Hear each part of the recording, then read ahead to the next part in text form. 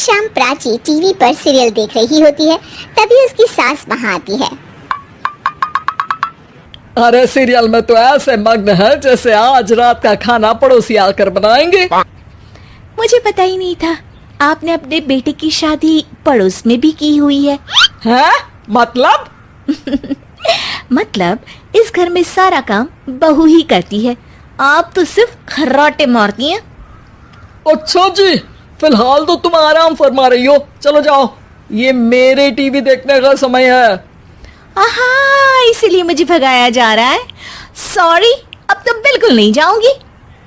प्राची की इस बात पर दोनों सास बहू के बीच टीवी रिमोट के पीछे बच्चों जैसे छीना झपटी शुरू हो जाती है, जिसके बीच श्लोक भी काम से घर वापस आ जाता है। हाँ, आज मेरी चूहे बिल्ली की जोड़ी किस बात पर झगड़ रही है? अरे तेरे बीवी मुझे टीवी ही नहीं देखने दे रही।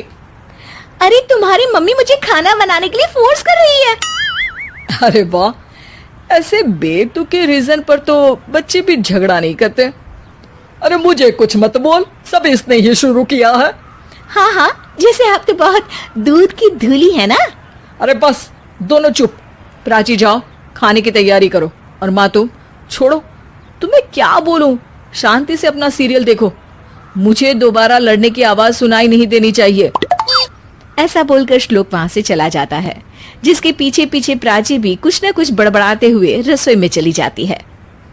हाँ हाँ, सासू जी को तो कुछ बोलेंगे ही नहीं, बस मुझ पर ही हुक्म चलता है, खाना बनाओ, जैसे मैं इनके घर में खाना बनाने के लिए आई हूँ।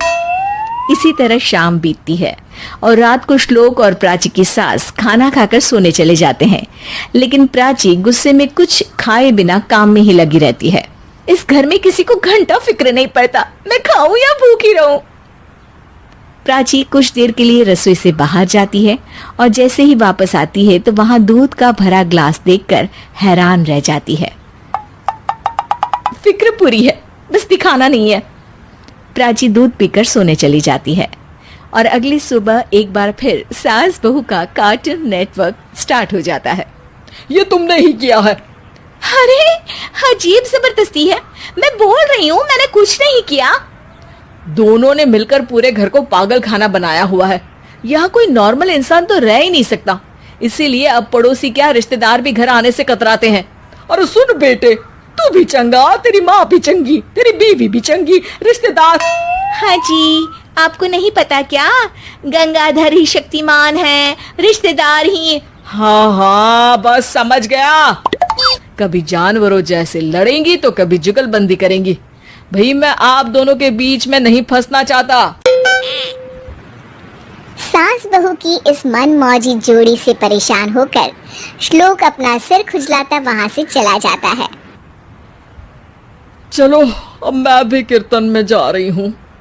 इस पर जैसे ही सास कमरे में अपना पर्स लेने जाती है तो वहाँ नाश्ते की प्लेट रखी देख मुस्कुराने लगती है और नाश्ता करके घर से बाहर निकलते हुए कुछ पैसे टेबल पर रख जाती है, जिसके कुछ देर बाद सिलेंडर वाला घर आता है।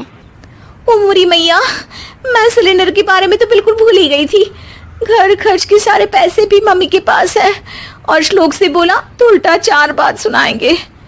प्राची ये सोच ही रही होती है कि अचानक उसका चेहरा चमक उठता है और वो घर में आकर इधर उधर देखने लगती है।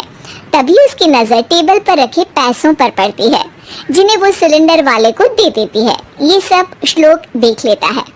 अच्छा बेटे, इतना बड़ा घोटाला, सबके सामने मैं तेरी दुश्मन और पीठ पीछे तेरी मेरी यारी। इस पर श्लोक एक प्लान बनाता है और शाम को सब एक साथ बैठे होने पर बोलने लगता है। माँ, तुम दोनों की बहुत लड़ाई होती है, इसलिए मैं सोच रहा हूँ कि प्राची को उसके घर छोड़ाऊं, इससे वो भी खुश रहेगी और तुम भी। अचानक श्लोक की ये बात सुनकर सास बहू शौक से उसकी तरफ देखती है। अरे ऐसे कैसे घर छोड़ाओगे, मुझे कहीं नहीं जाना। अरे तुमने बोला नहीं पर मैंने सुन लिया, तुम्हें मम्मी के साथ रहना अच्छा नहीं लगता, मुझे पता है। अरे वाह, अरे जब बहू खुद कुछ काम बोले तो वो तुझे सुनता नहीं, और अब जो इसने बोला ही नहीं वो तू समझ गया। जब उसे नहीं जाना तो फिर जबरदस्ती क्यों कर रहा है? अच्छा, फिर आपको मौसी के घर छोड़ाता हूँ, बस अब आप दोनों एक घर में एक छत के नीचे नहीं रह सकती। मैं इस टॉम एंड जेरी की जोड़ी को और नहीं झेल सकता। है? ऐसे कैसे नहीं रह सकते? तुम्हें इतनी दिक्कत है तो तुम्हारा बोरिया बिस्तर पैक कर देती हूँ, लेकिन मम्मी जी कहीं नहीं जाएंगी। बिल्कुल यही सुनना था मुझे। अगर दोनों में इतना ही प्यार है फिर हर वक्त ये लड़ाई का नाटक क्यों करती हो? देखा मैंने कैसे माँ किचन में दूध रखती है और तुम उनके लिए कमरे में नाश्ता रखती हो, और कैसे वो पहले ही तुम्हारी दिक्कत समझकर घर में पैसे रखकर बाहर जाती है। अरे भाई, इतना ड्रामा तो डेली सोप में भी नहीं होता जितना तुम दोनों ने इस घर में फैलाया हुआ है।